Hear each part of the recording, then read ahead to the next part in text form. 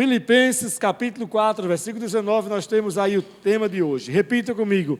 A provisão. Agora diga, pastor, diga, para você.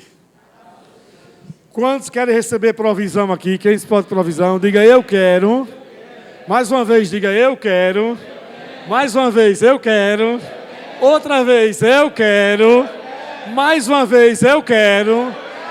Eu quero provisão para a minha vida. Agora, quando a gente fala em provisão, as pessoas normalmente já associam provisão somente ao quê? Ao dinheiro, né? Às necessidades o quê? Financeiras. E a provisão inclui também suprimento das necessidades financeiras. Mas não se trata só sobre necessidades financeiras. Então, Filipenses 4:19 diz bem assim para a gente. Tem alguém na mídia lá? Filipenses 4:19. Eu acho que não tem, não. Filipenses 4:19. Vou ler aqui na minha Bíblia, Filipenses capítulo 4, versículo 19. Olha o que o apóstolo Paulo diz aí. Diz bem assim: e esse mesmo Deus cuida de mim, e esse mesmo Deus que cuida de mim, lhe suprirá o que, amados? Todas as necessidades, por meio de quê? Das riquezas gloriosas que nos foram dadas em quem, amados? Em Cristo Jesus. Amém? Então, Paulo diz bem assim, o meu Deus, o mesmo Deus que cuida de quem? De mim, suprirá todas as vossas necessidades. Quantos podem dizer amém?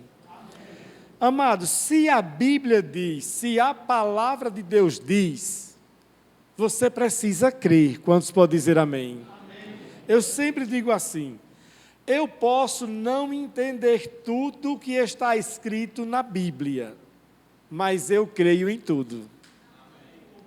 Amém?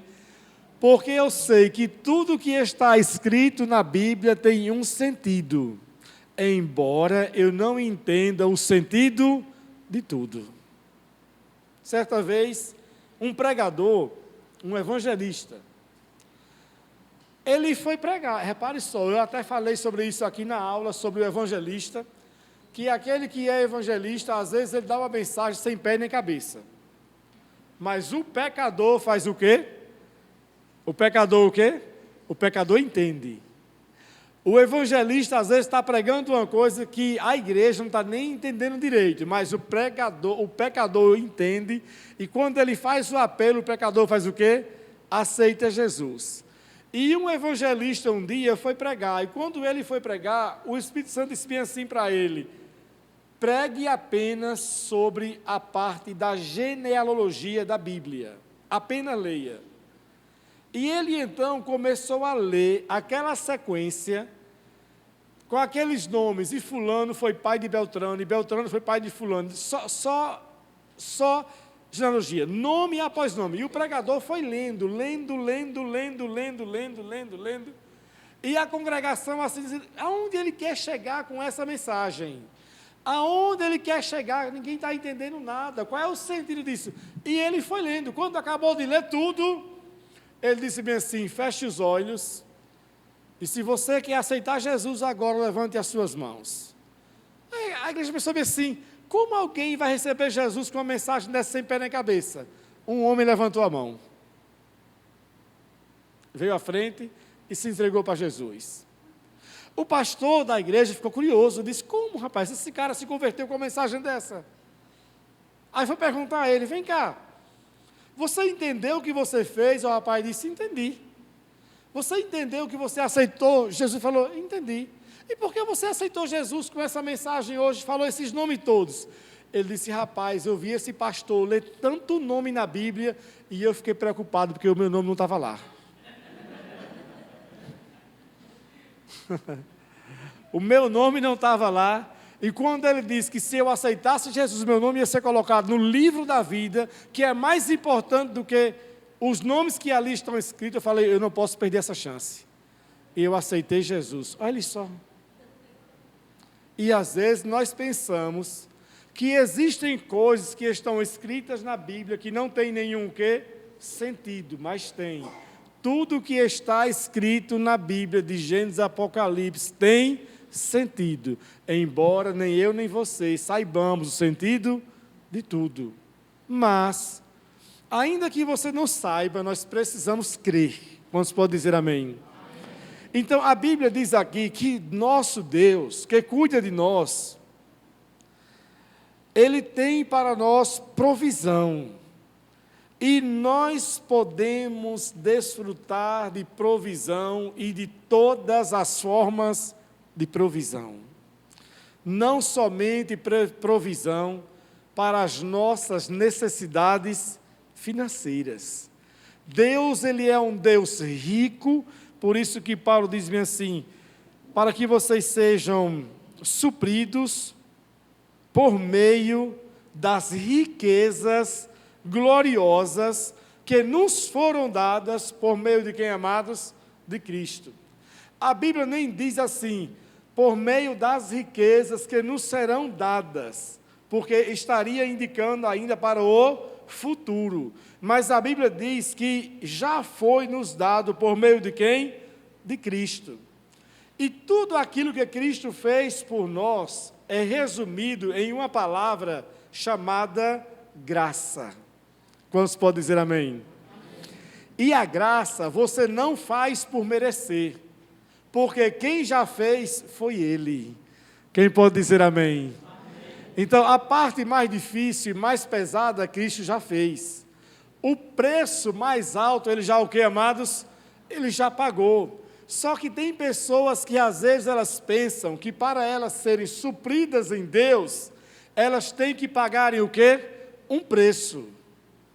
E quando você pensa que é o preço que você tem que pagar, é como se você estivesse tentando conquistar, mas conquistar algo que Cristo já conquistou por quem?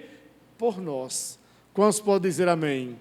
Então, por meio da graça de Deus, nós podemos ter, irmãos, as nossas necessidades supridas. E para isso daqui não existe limite. Deus, Ele é um Deus ilimitado. Quantos podem dizer amém? Diga, o meu Deus é um Deus ilimitado. Então Deus se importa conosco, desde as nossas necessidades mais simples, básicas, até as mais complexas. Deus se importa. Quantos podem dizer amém? Desde as necessidades físicas, às necessidades emocionais. Deus se importa conosco. E Ele diz que Cristo já nos abençoou. Nós podemos olhar para a cruz do Calvário, irmãos, e dizer bem assim, na cruz do Calvário está toda a nossa provisão. Quantos podem dizer comigo? Diga assim, diga, na cruz do Calvário está toda a minha provisão. Por que a nossa provisão está na cruz do Calvário? Porque foi na cruz do Calvário que Jesus levou o quê? Todas as nossas enfermidades, todas as nossas doenças. A Bíblia diz que o castigo que nos traz a paz estava sobre quem? Sobre Ele. E pelas suas feridas, nós somos o quê? Sarados. Então, na cruz do Calvário está toda a nossa o quê? Provisão. Lembra de Gênesis capítulo 22, que eu citei aqui de Abraão? Que Abraão ofereceu Isaque em sacrifício. E Deus disse para Abraão oferecer Isaque como sacrifício. E enquanto Abraão ia para o monte levar Isaque para sacrificar Isaque, qual foi a pergunta que Isaque fez para Abraão? O filho fez para o pai. Quem lembra? Ele disse bem assim, pai, aqui está a lenha, aqui está o cutelo. Mas aonde está o quê? O cordeiro, para o sacrifício. Qual foi a resposta de Abraão? O Senhor o quê? Proverá. Diga comigo, Deus proverá. Diga, Deus é a minha provisão. E então Abraão foi sacrificar Isaque aonde? No monte. Qual era o nome daquele monte? O monte de quê? De Moriá. Então Abraão subiu, determinado a sacrificar quem? O seu filho. Quando ele chega no cume do monte, e ele já prepara Isaque, imagine, será que Isaque reagiu de uma maneira desesperada e aflita, ou será que Isaque confiou plenamente no seu pai? Eu acredito com todo o meu coração que Isaque, mesmo sendo amarrado sobre a lenha, Abraão agora prepara tudo, e eu acredito que Isaque não entrou em pânico, porque quando Abraão estava caminhando, quando ele sai com os seus servos, e se desloca dos servos, e vai somente agora ele e Isaque subir, ele diz bem assim para os seus servos: eu e o garoto e o rapaz iremos até o monte, adoraremos a Deus e retornaremos. Olha o que ele disse: nós o que, amados? Iremos e o que? E retornaremos. No singular ou no plural? Mas ele estava indo fazer o quê? Sacrificar quem? O seu filho. Então ele está dizendo assim, se ele dissesse bem assim, não, mas ele estava acreditando que ele ia sacrificar e ele retornaria com os restos mortais. Ele diria bem assim, eu irei e voltarei, trazendo o quê? Os restos mortais do meu filho. Não foi isso que ele disse. Ele disse, nós iremos e retornaremos. Sabe por que Abraão disse isso? Porque a Bíblia diz que Abraão cria que Deus era poderoso para, ainda que Isaque morresse, Deus era poderoso para ressuscitá-lo. Quantos podem dizer amém? Quantos aqui acreditam que Deus pode ressuscitar o morto? Quantos? Eu pergunto a você, por que você acredita, Gil, que Deus pode ressuscitar o morto? Porque Ele é poderoso. Por que, Nayan, você acredita que Deus pode ressuscitar o morto? Ele é poderoso, mas já existe o quê? Relatos. Há os relatos bíblicos de que, amados? Da ressurreição. Então, quando você olha para a Bíblia e vê lá na Bíblia relatos registrados de pessoas que morreram e Deus ressuscitou, isso pode embasar o quê? A sua fé. Você fala, eu creio, porque há relatos o quê? Bíblico. E para Abraão, tinha relatos bíblicos? Não tinha. E mesmo assim, ele acreditou, sem ter havido ainda nenhuma ressurreição de nenhum morto. Abraão creu que Deus era capaz de ressuscitar. Por que Abraão creu? Porque ele acreditava na promessa de Deus, na palavra de Deus. Então, Abraão vai para o monte sacrificar. E então, quando ele chega no monte, quando ele prepara Isaque, Isaque não entra em pânico. Por que ele não entra em pânico? Porque o pai disse, nós iremos, mas o quê? Retornaremos. Se Isaque perguntou para ele, meu pai, como é que vai ser? Ele disse, fica tranquilo, porque se chegar ao ponto de eu sacrificar você, creia que Deus vai ressuscitar você. Amém? E então Isaque deita e fica pronto. Abraão então vai lá, prepara o cutelo, e diz a Bíblia que quando ele vai sacrificar o menino, diz assim a Bíblia, que o anjo bradou, da onde, irmãos? Da onde? Do céu. O anjo nem chegou assim na porta do céu e disse, Abraão! Não ia dar nem tempo do anjo chegar lá. Porque Abraão estava determinado o quê? A sacrificar. Então o anjo da porta do céu gritou, Abraão! Calma, Abraão. Não faça isso.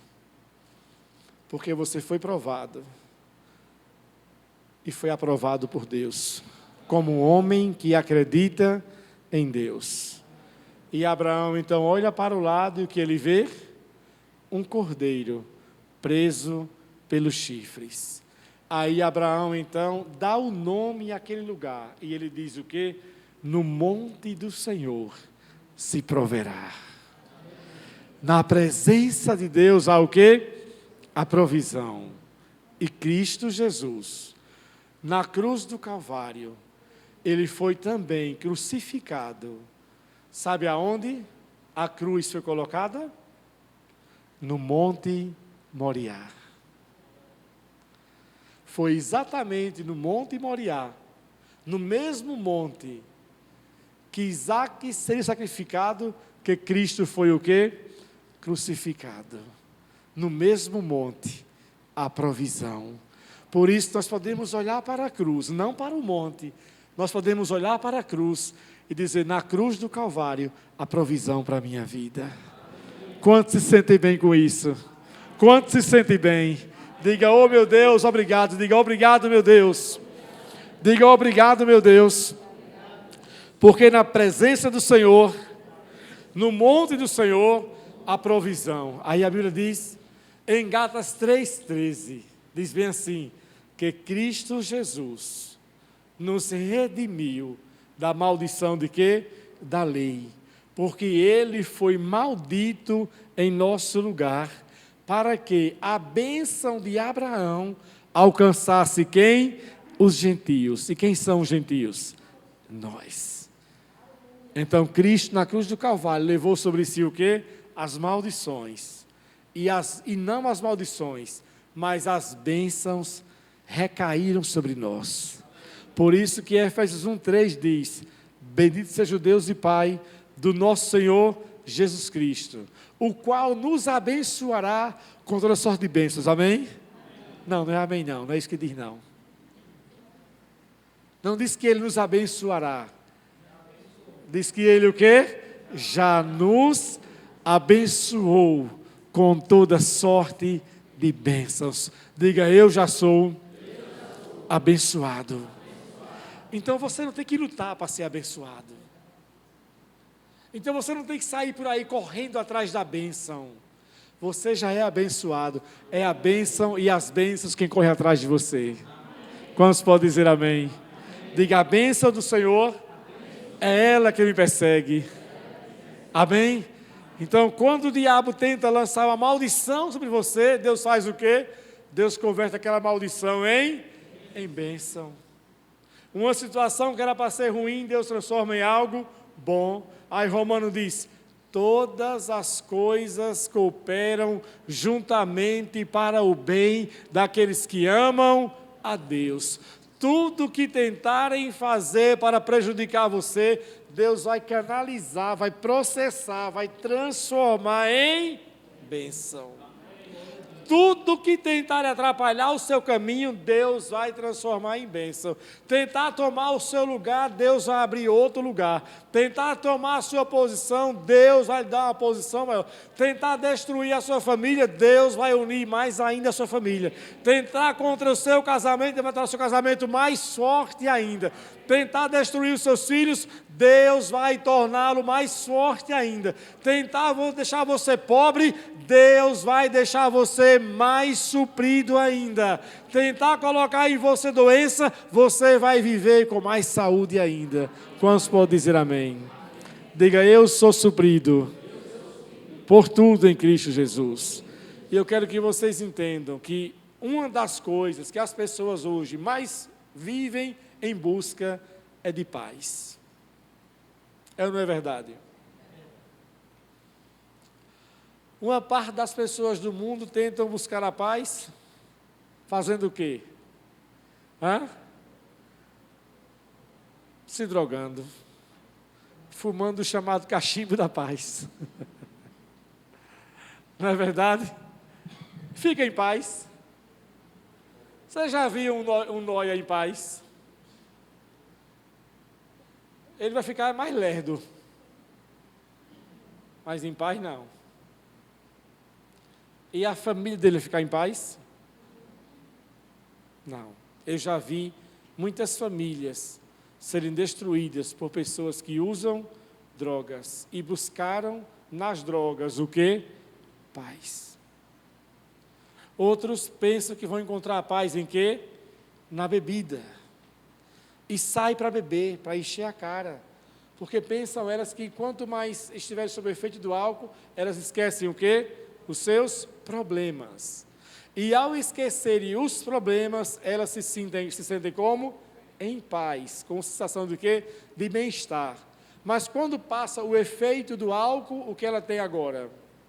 Além da ressaca, os problemas continuam lá. Outras pessoas pensam que vão encontrar paz aonde? Viajando, não é? Eu vou viajar para ficar em paz.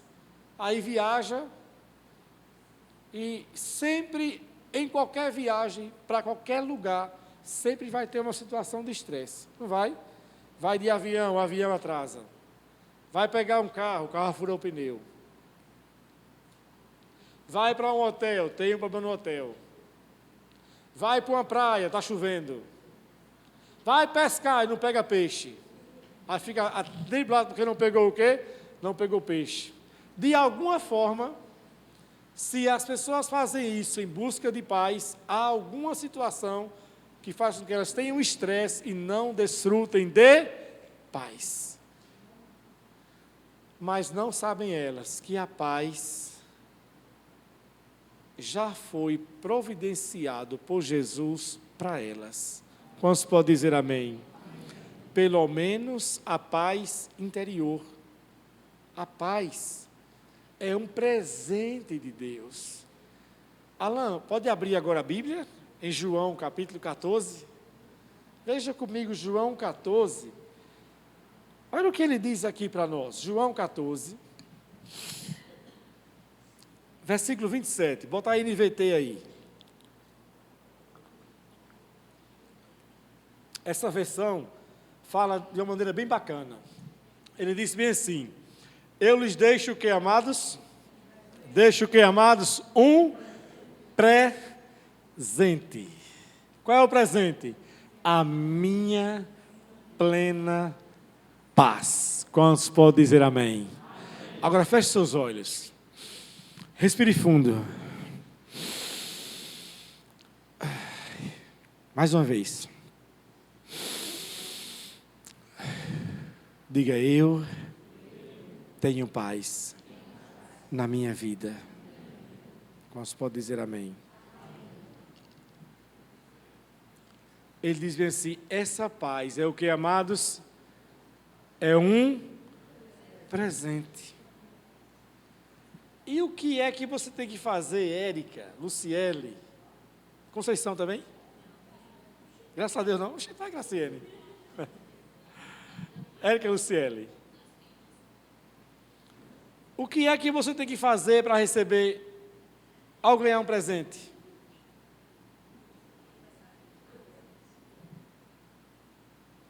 Tem um presente para você, você tem que fazer o quê? Simplesmente o que, amados? Receber. Não é assim? Diga: presente, só recebe. Você diz assim: eu tenho um presente para você. Ela tem que se esforçar para receber agora? Não. Só tem que fazer o quê? Que receber. Então, a paz, a plena paz, é um presente de quem? De Jesus. E você só tem que receber. Amém?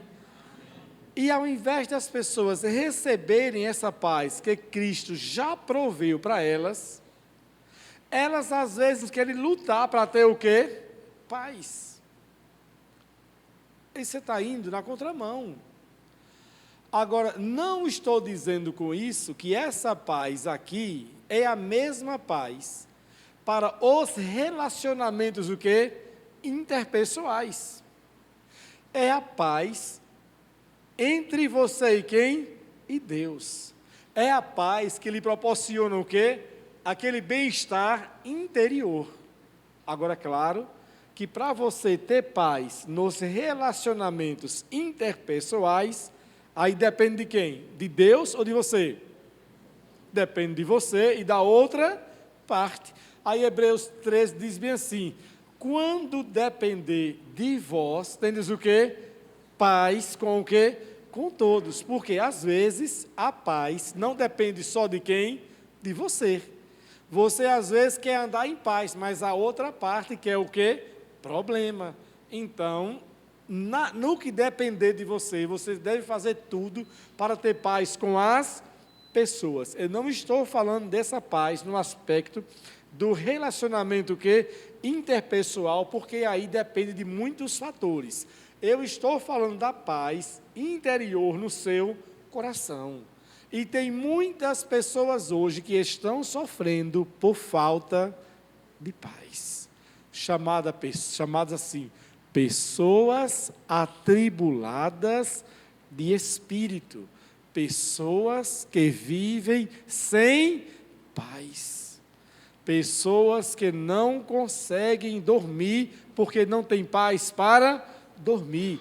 Pessoas que não conseguem trabalhar porque não têm paz para trabalhar. Pessoas que não conseguem viver bem aí nos relacionamentos porque não têm paz. Mas essa paz já foi provida por Jesus. Então, você tem que fazer é recebê-la no seu coração. Quantos podem dizer amém? Diga, eu vou procurar usufruir dessa paz. E o que é que eu tenho que fazer, pastor, para receber essa paz? Muitas vezes, você tem que proteger o seu coração. Lembra de Provérbios 4, diz bem assim, sobretudo, o que se deve guardar, guarde o que, amados? O seu coração. Porque muitas vezes, o diabo usa uma circunstância para nos atingir, para roubar a nossa paz. E se você não souber guardar o seu coração, aquela paz que está em você, que foi um presente que Jesus lhe deu, o diabo faz o que, amados? Ele rouba. Por quê? Porque a sua função, em João 10,10, é o quê? Ele veio para matar, fazer o que, amados? Roubar e o quê? E destruir. Então, o diabo quer ver você em paz? Não quer. Então, ele muitas vezes levanta muitas situações, circunstâncias para roubar a sua paz. Então, você tem que entender que a paz já é um presente de Deus para você. E que o diabo muitas vezes quer roubar a sua paz. Então, você não tem que tentar se esforçar em Deus para receber o quê? Paz, porque a paz você já tem. O que você tem que fazer é procurar manter-se em paz. Quando o diabo levantar uma circunstância, de repente contra você, você vai dizer, você não vai roubar a minha paz. Você não vai roubar a minha paz. Seja o que for, uma inquietação, uma preocupação, uma tempestade, um vendaval, uma coisa que se levantou, uma circunstância, um inimigo que se levantou em seu caminho, uma acusação, um mal-estar, um desconforto, alguma coisa, você vai levantar esse diabo, você não vai roubar a minha paz, porque a paz é um presente de Deus que eu tenho. E aí você guarda o seu coração, e ao invés de ficar remoendo alguma situação, de ficar algumas vezes se martirizando, acreditando naquilo que o diabo colocou na sua mente, na seta, naquilo que alguém disse, você não vai permitir que isso desça ao seu coração. Você tem que saber quem você é em Deus. Eu pergunto para vocês, vocês viram em algum momento Jesus desequilibrado? Quem viu? Jesus, em nenhuma situação, ele esteve, o que, amados? Desequilibrado. Em nenhuma situação, Jesus perdeu o que? O autocontrole. Em nenhuma situação, Jesus entrou na carne. Em nenhuma situação, Jesus ficou nervoso, estressado. Se eu estou estressadíssimo. Ele falou isso? Não. Por que não? Porque ele sabia guardar o seu coração. Mesmo as pessoas rejeitando, criticando, ele sabia quem ele era. Porque quando ele se batizou, a voz que ele ouviu foi: Tu és o meu filho amado. em time e com prazo. Ele sabia da sua identidade. Quantos podem dizer amém?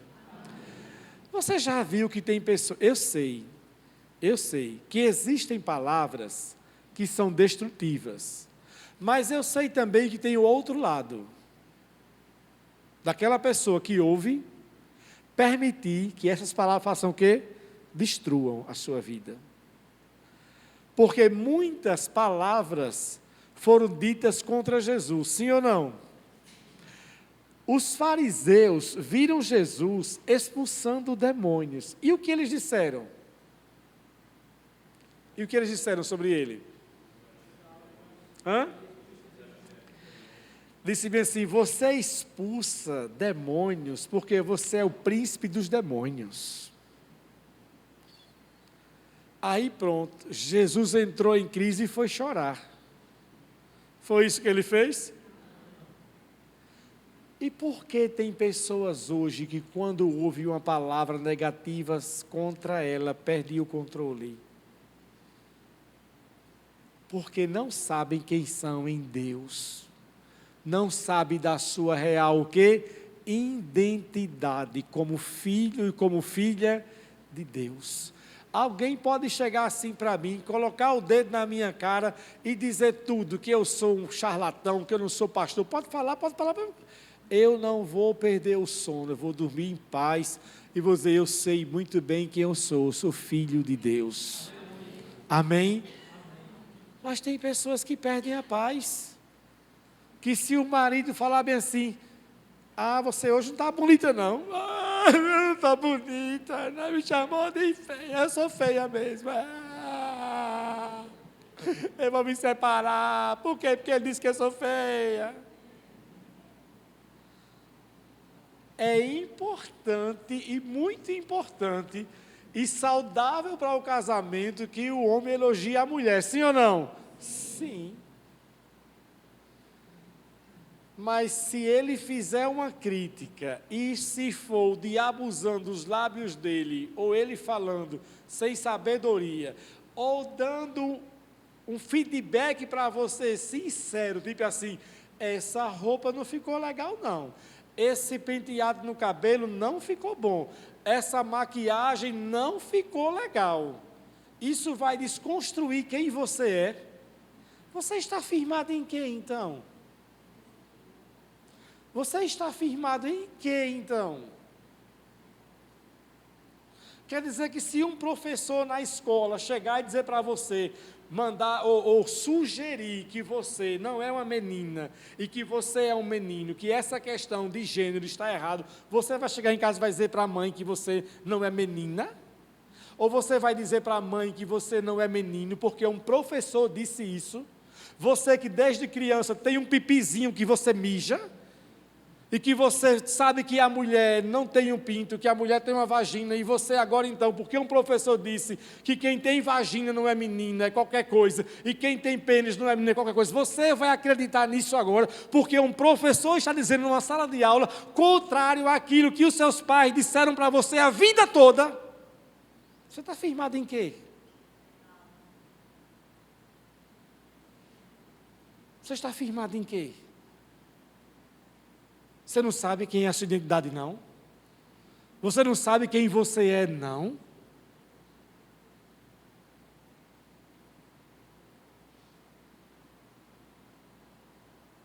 Sabe ou não sabe quem você é? Sabe ou não sabe? Se você sabe quem você é, 90% dos seus problemas por falta de paz serão resolvidos. Quantos podem dizer amém? Eu vou dizer isso mais uma vez, se você sabe quem você é, 90% dos seus problemas por falta de paz serão resolvidos, porque a maioria da falta de paz que as pessoas têm é crise de identidade delas. Passam a adversidade e já pensam logo, será que Deus não me ama? Então Deus só ama se estiver dando para você tudo de bom. Como disse Jó, eu aceitaria as coisas boas, mas também não aceitaria os tempos difíceis? Será que Deus é só bom quando tudo vai bem e no dia mau? E o que diz a Bíblia em Efésios capítulo 6? Que nós devemos permanecer inabaláveis, mesmo depois do dia mau. Ele diz, permaneçam o quê? Inabaláveis. Quantos podem dizer amém? Então, na alegria, na tristeza, na dor, tendo ou não tendo, em qualquer situação, nada vai roubar a minha paz, porque a minha paz é uma provisão de Jesus para a minha vida. Quantos podem dizer amém? Quantos podem dizer amém? Quantos podem dizer amém? Quantos podem dizer amém? Amém, amém, amém, amém, amém, amém. Diga, eu tenho paz. Amém? Agora, se houver alguma situação no trabalho, você pode dizer assim, Satanás, você não venha roubar a minha paz. Você não vai entrar em minha casa e não vai roubar a paz do meu casamento. Você não vai roubar a paz no relacionamento com os meus filhos. Você não vai roubar a minha paz. Eu vou trabalhar, eu vou ter um excelente dia, a bênção do Senhor já sobre mim, eu vou sair em paz e eu vou voltar em paz. Quantos podem dizer amém? Diga, a paz já é um presente. Diga, é a provisão de Deus para a minha vida. Outra provisão, irmãos, é a cura. Quantos podem dizer amém? Diga, Cristo Jesus já proveu a cura. Cura para quê, amados? Cura de quê? Cura de quê, Davi? Repita. Diga, cura de todas as doenças e todas as enfermidades. Alan, Isaías 53, 4 e 5, na NVI agora, na outra versão. Vejam Isaías 53, irmãos, e não tenha nenhuma dúvida de que cura divina é uma provisão de Deus para quem? Para você. Diga, eu sou curado. Diga, eu sou curado. Vamos lá. Olha o que ele diz. Certamente ele fez o que, amados? Ele tomou sobre si as nossas o que? Enfermidades. E sobre si fez o que, amados? Levou as nossas doenças. Contudo, nós o consideramos o que? Castigado por Deus atingido e o que, amados? E afligido. Versículo 5. Mas ele foi traspassado por causa das nossas transgressões. Foi esmagado por causa do que, amados? Das nossas iniquidades. O castigo que nos trouxe paz estava sobre quem, amados? Sobre ele. E pelas suas feridas fomos o que? Sarados. Diga, pelas suas feridas eu sou sarado. De quê? De todas as doenças e todas as enfermidades. Mais uma vez, todas as doenças e todas as enfermidades. Desde as mais simples às mais complexas. Câncer, hanseníase, tuberculose, diabetes, qualquer que seja a doença, qualquer que seja a enfermidade, a Bíblia diz que Cristo já levou sobre si. Mas, pastor, por que é que tem pessoas que morrem doentes e pessoas que morrem enfermas? Porque elas não conheceram a revelação da palavra sobre cura e não receberam essa provisão para a vida delas. Elas poderiam até saber aqui na mente, poderiam até conhecer uma parte dessa verdade, mas não receberam a provisão do que Cristo já fez por elas. As pessoas pensam assim, fulano morreu porque Deus não quis curar.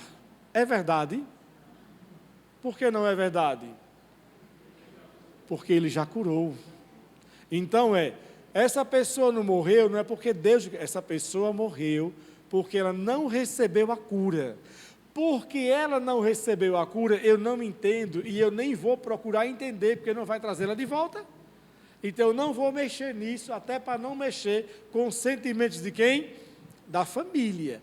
Agora, se a pessoa morreu doente com alguma enfermidade, é porque ela não recebeu a cura. E porque não recebeu a cura, talvez só Deus saiba o que se passou no coração dessa pessoa. Porque muitas vezes nós não sabemos o que se passa no coração de quem? Das pessoas. Porque existe até, na verdade, impedimentos que podem fazer com que a fé que a pessoa pense que ela tem, ela não opere. Um dos impedimentos, por exemplo, é a falta de quê? De perdão. E se a pessoa não perdoa, as suas orações são o quê? Bloqueadas. E se as orações não são bloqueadas, não adianta. Aí diz a Bíblia em Coríntios capítulo 13, ainda que eu tenha uma fé capaz de transformar o quê? Os montes, se eu não tiver amor, ou a tradução correta, se eu não andar em amor, nada disso me terá proveito, não vai valer de nada, pelo menos para você receber a cura, essa verdade. Quantos podem dizer amém? Então, a verdade é, Cristo já nos curou de todas as doenças e todas as enfermidades. Agora, quando Jesus esteve aqui na terra, Ele curou todos? Sim ou não? Sim ou não? Curou ou não curou todos? Em algumas circunstâncias, Ele curou todos, em outras não. Vamos ver Mateus capítulo 8. Pode aí, Alain. Mateus 8, versículo 15. Olha ele curando aí a sogra de Pedro. Dizem até como brincadeira que Pedro traiu Jesus porque ele curou a sogra de Pedro. Pedro ficou meio chateado com esse negócio. Era para a sogra ter ido, Jesus curou e disse, eu vou trair o mestre. Versículo 15. Que foi, Robson? Está rindo? Olha, Adriano, está rindo ali, viu? Você, cuidado, viu? Raquel também estava rindo aí perto, viu? Olha só. Tomando-a pela mão, o que aconteceu com a sogra de Pedro? A febre o quê? A deixou. E ela fez o quê, amados? Ela se levantou e começou o quê? A servi-lo. Olha que bênção. Foi curada o quê? Instantaneamente. Versículo seguinte, 16. Ao anoitecer, foram o quê, amados? Trazidos a ele, o que, amados? Muitos endemoniados. E ele fez o quê? Expulsou os espíritos, o quê? Com uma palavra. E fez o quê, amados? E curou. Quantos? Quantos? Quantos? Todos. Diga, curou todos. De quais doenças? Todas. Repita comigo, Jesus cura todos. De todas as doenças. Agora, todos que creem.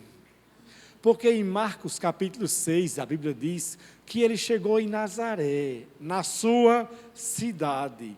Ele pregou numa sinagoga. E enquanto ele pregava, diz a Bíblia, que as pessoas diziam assim, não é este Jesus, o filho de Maria? Não é ele, filho de José, não estão aqui seus irmãos, suas irmãs, ele não é o carpinteiro daqui da cidade, nós não conhecemos. Aí diz assim a Bíblia, e Jesus ali não pôde fazer milagres, exceto curar poucos doentes, mas não deixou sem resposta. Aí disse bem assim, por causa da incredulidade deles. Ou seja, a cura naquele dia estava disponível e acessível para todos, mas nem todos foram curados por causa da incredulidade. Então, a cura é uma provisão para todo mundo. Agora, para receber, precisa de quê? De fé. Quantos podem dizer amém? E a cura, doença, não é só da parte o quê? Física. Existem também doenças aonde? Na alma das pessoas. A depressão, por exemplo, é uma doença das suas emoções. E Jesus cura? Sim ou não? Cura. Só que a pessoa, para receber a cura de uma depressão, ela precisa fazer o quê? Se expor à palavra de Deus. E a pessoa, quando está exposta à palavra de Deus, ao ambiente, aonde a unção está o quê? Fluindo, isso lhe favorece receber o quê, amados? a cura. Deus pode curar qualquer pessoa em qualquer lugar, sim ou não? Mas existem ambientes onde a gente está junto, em fé, que os céus estão carregados com o quê? Atmosfera de glória. A sua presença é liberada. E nesse liberar de unção, de presença de Deus, a cura pode se manifestar com mais o quê? Facilidade. Por causa de quê? Da unção. Eu estava aqui um dia pregando na igreja, aliás, no louvor.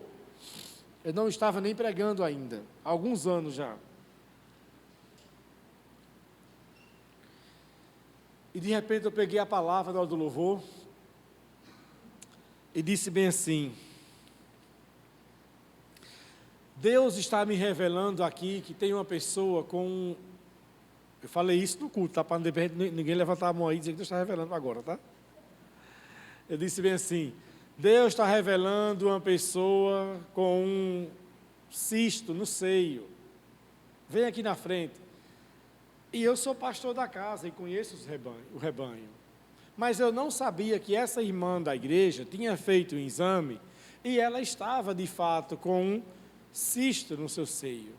E quando eu fiz o apelo, ela estava lá atrás, na hora do louvor, todo mundo em pé, ela veio louvando a Deus e veio se alegrando, louvando, chorando já, porque Deus revelou a condição dela física. E ela veio aqui na frente, levantou as mãos, nós impomos as mãos sobre ela e oramos. Depois dali, ela fez um exame e nos trouxe o resultado. E ela então tinha um exame com o cisto no seio e trouxe o outro exame completamente curado, sem nada. Então ela foi curada mediante o quê? A unção de cura que estava disponível no ambiente. Por isso, quanto mais você se expõe à palavra, mais a cura pode o quê? Operar em você. Agora, pessoas com depressão, pessoas com medo, pessoas com síndrome, e aí você pode colocar todas as síndromes que já descobriram e que vão descobrir ainda. TDAH, burnout, chama aí, não é esse negócio todo aí. Tudo que for de síndrome, tudo. Normalmente é um processo aonde a pessoa precisa se expor muito à palavra de Deus, porque ela está com as suas emoções, ou se for uma coisa neurológica, afetada. E quanto mais se expor à palavra, mas a palavra vai fazer o quê? Mas a palavra de Deus vai limpar as emoções e estabilizar o seu sistema, o quê? Nervoso central. A palavra de Deus tem poder para isso? Tem. A Bíblia diz em Provérbios, capítulo 4, que a palavra de Deus é remédio para todo o nosso ser. Quantos podem dizer amém? Olha o que diz a palavra. A Bíblia diz que a palavra é o que, amados? Remédio. Amados, para que é que serve um remédio ou um medicamento? Alguém já disse assim: olha, essa pessoa tomou esse remédio uma única dose e ficou boa. É assim que funciona o remédio? Não, o remédio é para quê? É para um tratamento. Quando eu tive essa infecção do intestino, que eu tive o desmaio e a convulsão, etc. e tal, eu saí do hospital no domingo à noite e já saí de lá medicado, diagnosticado com infecção. Então eu tive que tomar por 7 dias o quê? Um antibiótico. Então, a cada dose que eu ia tomando do antibiótico, ele ia matando o quê? Aquele vírus que havia o quê? Aquela bactéria que havia o quê? Me infectado. Então, eu precisei cumprir com aquele ciclo. Se eu parasse no 3º dia, que já estava bem, eu só ia receber daquela cura o quê? Momentânea. E depois, se próprio, eu poderia o quê? Voltar novamente. Então, eu fui cumprir com aquele ciclo, tomando diariamente aquelas doses de medicação. Então, o remédio é para ser o quê? Administrado com as doses. Mas conforme você vai tomando, ele vai trazendo cura para o seu corpo. A mesma coisa é a palavra de Deus. E a Bíblia diz assim, que a palavra é remédio para o nosso, o quê, amados? para o nosso ser. Então, quando você vai se expondo à palavra, ela vai sendo como remédio, que você vai absorvendo a palavra, e essa palavra vai lavando o seu corpo, vai lavando espiritualmente as suas emoções, vai tocando no seu corpo, e com o passar do tempo, você vai ver, rapaz, eu estou melhor. Eu era uma pessoa que não conseguia dormir, agora eu consigo dormir. Eu era uma pessoa muito medrosa, não tenho mais medo. Eu era uma pessoa que chorava com qualquer coisa, agora eu estou mais forte emocionalmente. Eu era uma pessoa que reagia assim, agora não estou reagindo mais. Por causa de quê? Porque a palavra está fazendo o quê, amados? Está lavando o seu ser.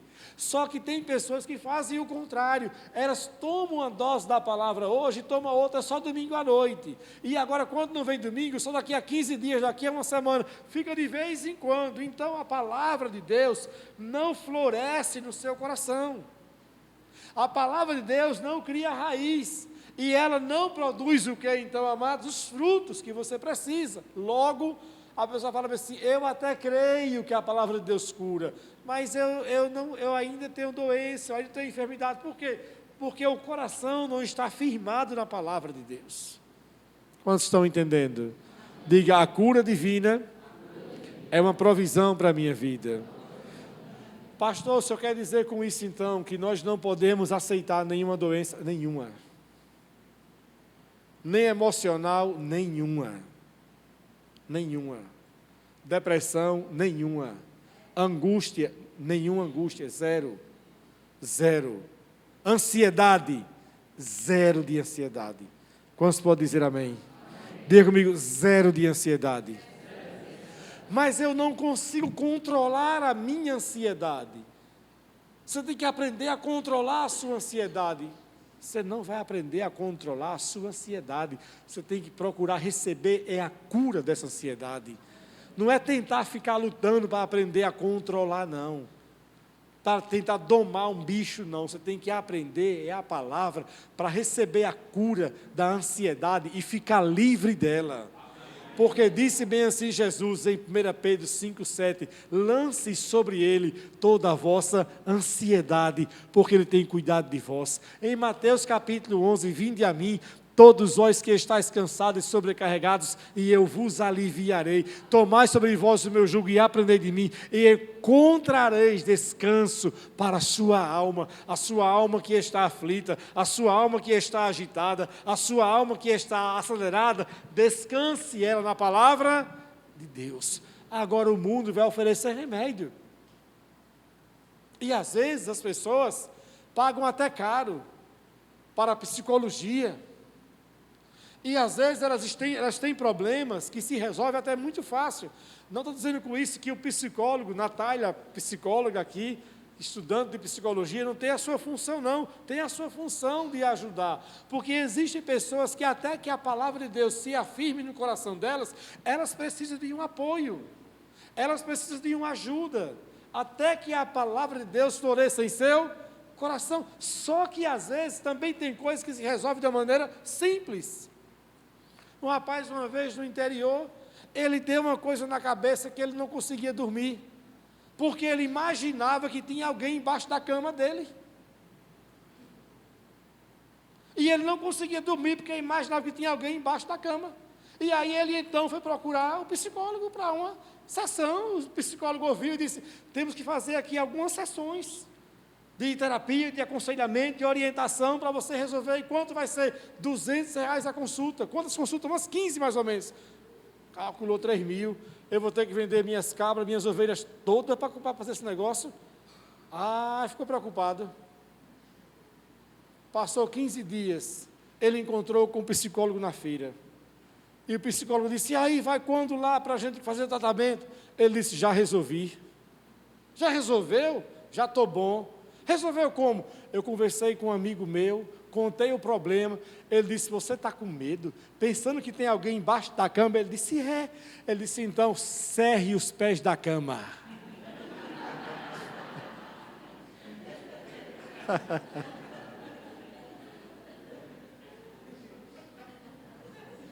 Ele cerrou os pés da cama.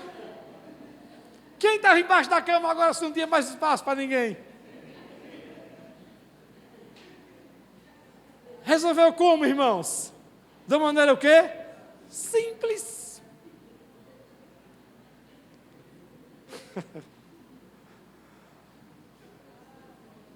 Às vezes, é tão simples a sua cura.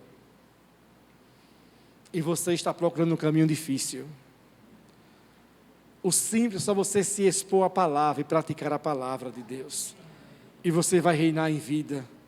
Porque Cristo já proveu saúde para você.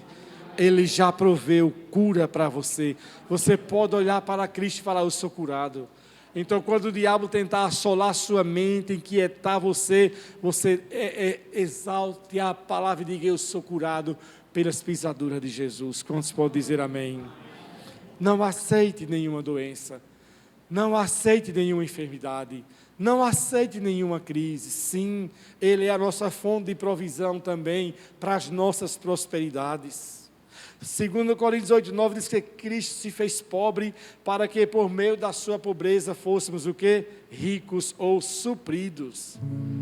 E as pessoas muitas vezes estão perdendo o sono com inquietações financeiras, quando elas deveriam entregar as suas inquietações a quem? A Deus, e falar, Senhor, Tu és a minha provisão financeira. Senhor, me instrua o caminho que eu devo seguir. Quais são as decisões que eu tenho que tomar? Aonde eu errei? Aonde eu tenho errado? Me ajude a gerenciar melhor as minhas finanças. Me ajude a administrar melhor as minhas finanças. Espírito Santo, eu quero ser um mordomo fiel. Eu quero cuidar das suas riquezas que o Senhor me dá nessa vida. Eu quero administrar cada recurso. Eu quero exercer a minha mordomia para viver em paz financeira. As pessoas pensam assim, que se ganharem muito dinheiro, vão ter o quê? Vão ter paz nas suas finanças. Se ganhar muito dinheiro e não souber administrar o dinheiro, vai ter grandes dívidas. Nós temos que aprender a administrar o pouco que já temos. Aprender a dar passos com prudência. A comprar aquilo que você pode. A ter aquilo que você tem condições de ter. Não é de ter aquilo que você não tem condições de ter. Ah, mas eu tenho fé, tenha fé para ter, mas não tenha fé para comprar o que você não tem. Pensando que Deus vai fazer o quê? Vai pagar o que Ele não mandou você fazer. Para dar passos de fé, você tem que ter uma palavra de quem? De Deus no seu coração. Porque aquilo que Deus manda fazer, Ele se responsabiliza. E aquilo que Ele não manda, você se prepare para arcar com as consequências. Administração, prudência. E as pessoas às vezes estão desesperadas por finanças. Deus, eu quero milagre financeiro. Deus, eu quero milagre financeiro. Deus, eu quero milagre financeiro. E Ele está dizendo assim, administre melhor o que eu já lhe dei. Administre melhor o que eu já lhe dei. Administre melhor. Não viva em dívidas. Não viva de aparência. Para que ter aparência? Para que ter aparência? Para os outros. Não, seja modesto. Você pode crer para muito, mas dê um passo de cada vez. Seja prudente com as suas finanças.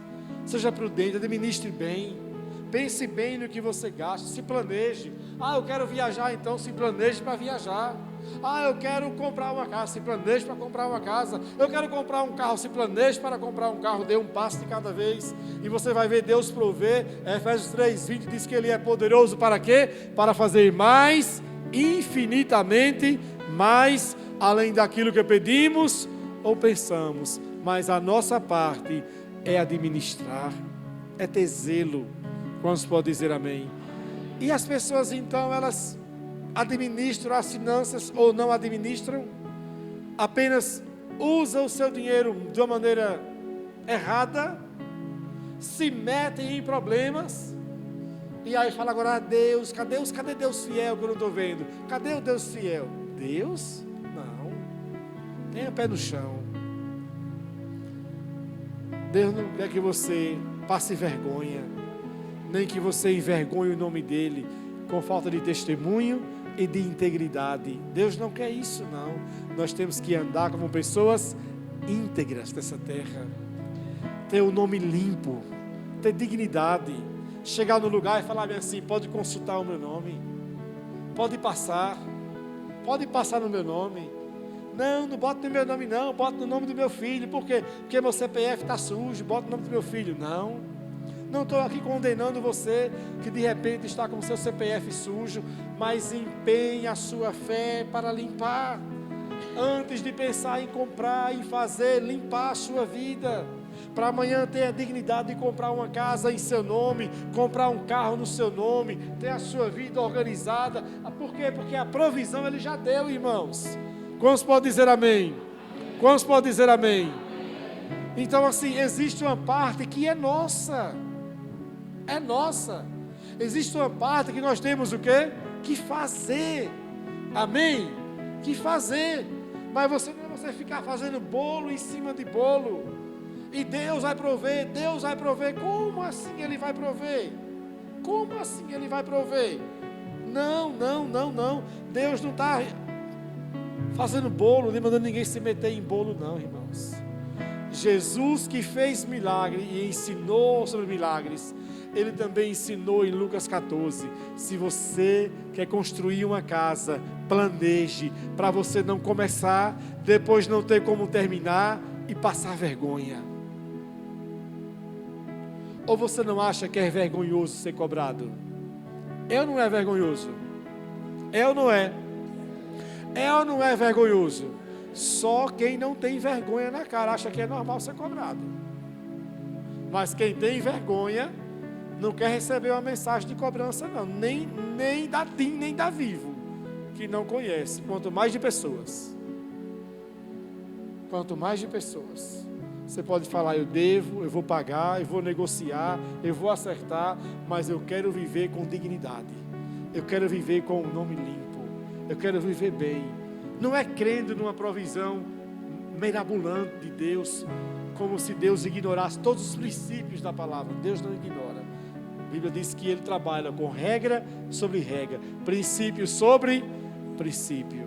E aqueles que nós orientamos, discipulamos e aconselhamos, sempre falamos: trate assim as suas finanças, faça um planejamento financeiro, organize suas finanças, como você vai gastar, quanto você vai gastar, o que você vai comprar, como você vai comprar, como vai pagar, como é que vai ser. Planeje, planejou, Deus honra. A questão não é o quanto se ganha, é como se administra.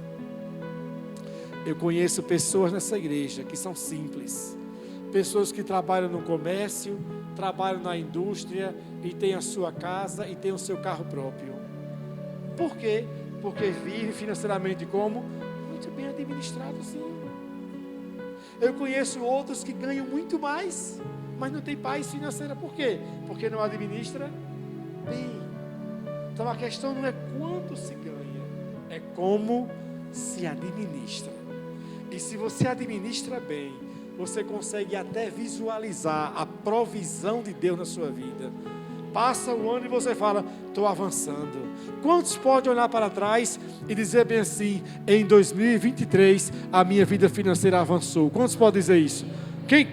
Quem pode falar isso aqui de verdade hoje? E dizer bem assim: em 2023 a minha vida financeira avançou. Você começou de uma maneira esse ano e virou o mês de agosto agora, o 8º mês do ano, já com uma condição financeira melhor do que quando começou o ano. Quem pode levantar a mão? Talvez você ainda não seja um desses que levantou a mão, mas tem tempo de você corrigir a rota ainda. Tem tempo de você corrigir a rota e dizer assim: nesses 4 meses que faltam no ano, eu vou procurar viver assim, eu vou administrar assim, eu vou gerenciar assim. A partir de hoje, dia 3 de setembro, eu vou dar um novo rumo na minha vida financeira. A partir de hoje, eu vou dar um novo rumo e eu vou terminar o ano totalmente diferente. Quantos podem dizer amém? Agora, se não mudar, quando chegar no final do ano, não vá culpar a Deus, por favor. Não vá culpar a igreja, por favor. Não vá culpar as pessoas, por favor. Não faça isso. Seja honesto com você mesmo. E talvez diga bem assim: eu não corrigi a rota enquanto eu ouvi aquela palavra. Porque Porque quem está dizendo isso é uma pessoa que já viveu em dívidas e corrigiu a rota. É uma pessoa que já viveu na mão de agiota e corrigiu a rota. É uma pessoa que já teve um nome sujo e corrigiu a rota. E eu posso dizer para vocês, é possível. Deus faz milagres, sobretudo quando Ele vê que o nosso coração está alinhado com o plano e o propósito dEle, e você está vivendo nos princípios dEle. Eu já tive com Sandra dívidas que desapareceram, que foram pagas inclusive, que a gente nem sequer pagou, e não foi aquele que desapareceu no sistema do Serasa não, e ficou lá no outro sistema como devedor não. A gente foi no banco, no banco, essa dívida foi paga. Eu já tive depósito em uma conta minha em Natal, que ninguém no Brasil sabia dessa conta nossa, e nem existia Pix, nem existia nada disso, o dinheiro caiu na conta lá. Já experimentamos milagres dela receber seguro, receber coisas que nem sabia que tinha direito, e Deus trouxe, Deus proveu, tocou no coração de familiares para abençoar, para fazer coisas, para antecipar a herança, para dividir a herança, coisa que ela nem sabia que tinha. E Deus trouxe o quê? Provisão. Deus é um Deus do sobrenatural, principalmente quando a gente alinha o nosso coração com a palavra dEle. Quantos podem dizer amém? Diga comigo, diga, vou sair daqui hoje com a mais completa certeza de que Deus já proveu tudo o que eu preciso, inclusive a salvação. Ele já providenciou o quê? O Salvador. Quem é o nosso Salvador? Jesus. Fique em pé agora em nome de Jesus.